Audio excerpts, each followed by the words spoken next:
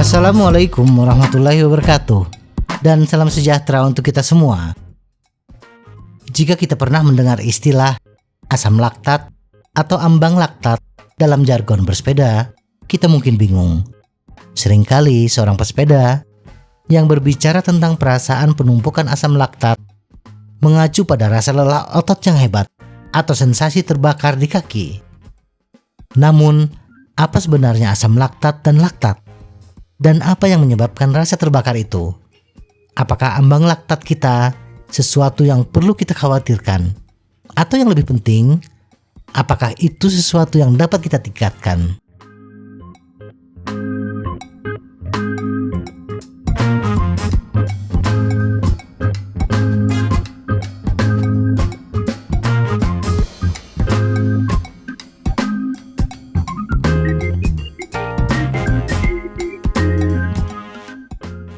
Apa itu asam laktat dan laktat?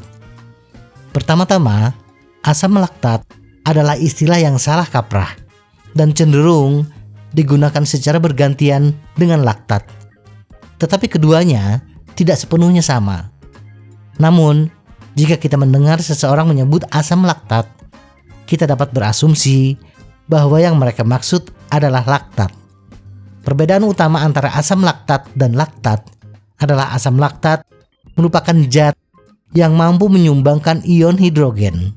Sedangkan laktat adalah produk yang dihasilkan setelah asam laktat menyumbangkan protonnya, ion hidrogen. Jadi, laktat adalah produk sampingan dari glikolisis anaerobik yang terjadi saat tubuh kita memecah glukosa untuk energi dalam bentuk adenosin trifosfat atau ATP untuk kontraksi otot tanpa adanya oksigen. Latihan dengan intensitas ringan hingga sedang membutuhkan jalur aerobik, artinya dengan oksigen, untuk menghasilkan ATP di otot agar berkontraksi. Jadi, saat kita melakukan latihan zona 2 atau bersepeda pemulihan, tubuh kita tetap memproduksi laktat, tetapi tubuh kita dapat membersihkannya tanpa kita sadari.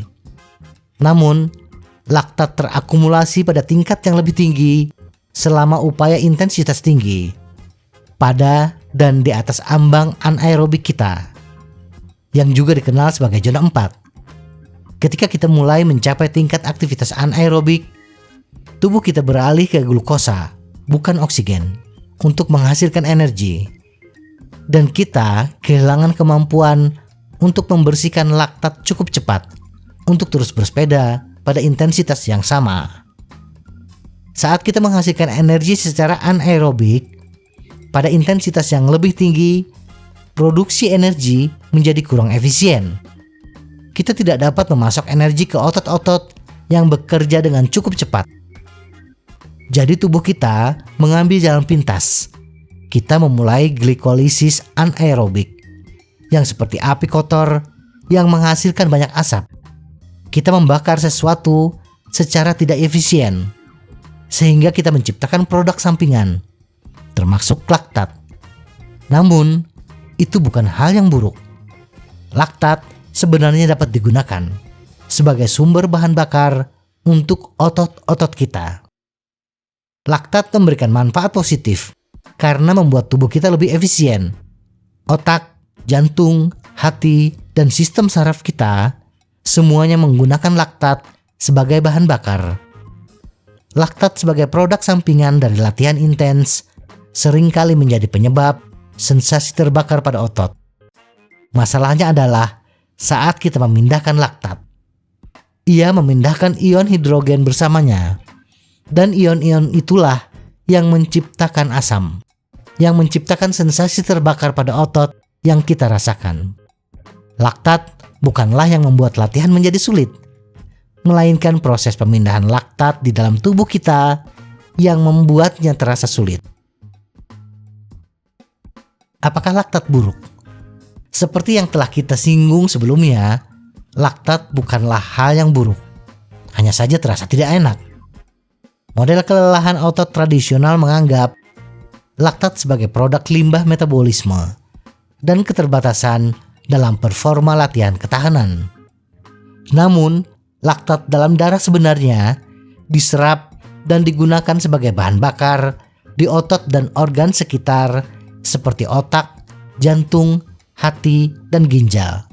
Laktat sebenarnya menawarkan sumber bahan bakar yang cepat dan efektif untuk melatih otot.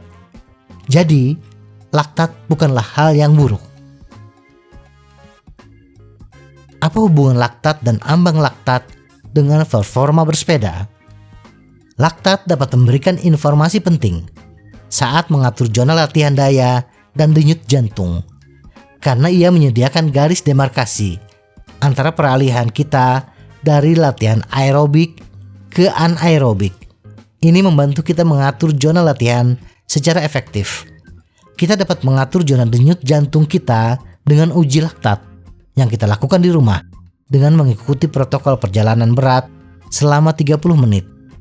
Lalu memasukkan denyut jantung rata-rata dari 20 menit terakhir pengujian sebagai denyut jantung ambang kita. Ada juga kalkulator daring lain yang dapat membantu kita mengatur zona kita setelah kita mendapatkan detak jantung rata-rata dari tes 30 menit.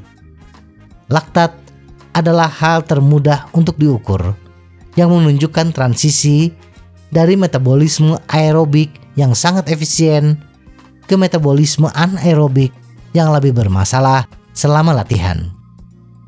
Sebenarnya ada 2 ambang laktat yang diukur jika kita melakukan uji laktat di laboratorium. Selama pengujian, laktat kita stabil saat kita mengayuh dengan mudah. Tetapi saat kita meningkatkan intensitas, kita akan mengalami lonjakan kecil laktat. Saat kita keluar dari daya tahan dan memasuki kecepatan tempo, kemudian kadarnya stabil lagi, hingga kita melewati ambang anaerobik saat kadarnya meningkat lebih tinggi dan terus meningkat. Kedua titik infleksi ini secara umum disebut sebagai ambang laktat 1 dan ambang laktat 2. Ambang laktat 2 adalah yang paling banyak dirujuk orang saat berbicara tentang ambang laktat. Kebanyakan orang mengabaikan ambang laktat 1 karena tidak dapat diuji di luar laboratorium, tetapi dapat berguna jika kita adalah atlet ketahanan ekstrim yang ingin memastikan kita tetap berada di zona aerobik. Semoga informasi ini bermanfaat. Tetap sehat, salam goes.